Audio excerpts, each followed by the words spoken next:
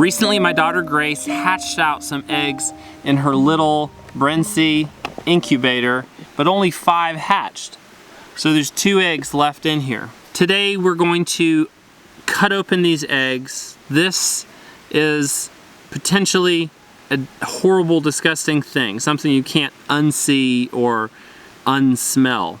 But it's important to me because as we're hatching out eggs, if I don't open the eggs after they fail to hatch, I have no idea why they didn't hatch. I candled these eggs in the middle of the incubation. That is, shone a really bright light on them. And I thought that both of these eggs had a chick in them when I candled them.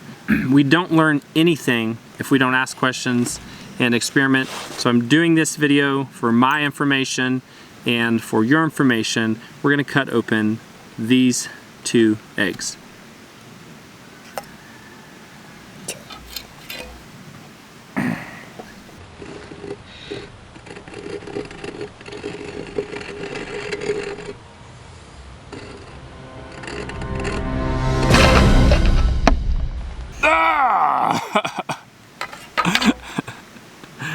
It didn't have a chick in it. It didn't have a chick in it.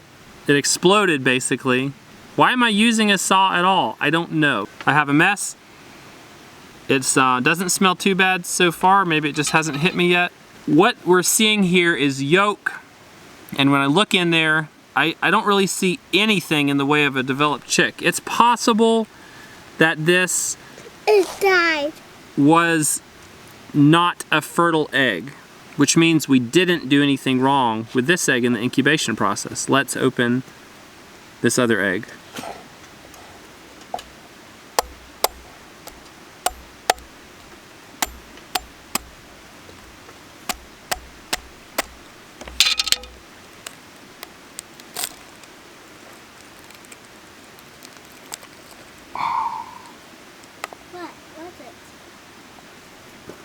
I'm trying to figure out what I'm even seeing here. Now this egg has a very special smell to it. Chunky smell. And there is no chicken here. But it looks like it had started to develop. There's some just solid chunks and maybe this was the development of a vein. But there's nothing in there really developed to the point of being a chick. Is that a chicken in your feet? Oh ho ho! Do you smell it? It smells like a junk that used to be killed something. Yeah. Yep. It smells so bad. I'm gonna get rid of this, and thankfully we didn't find any dead chicks today.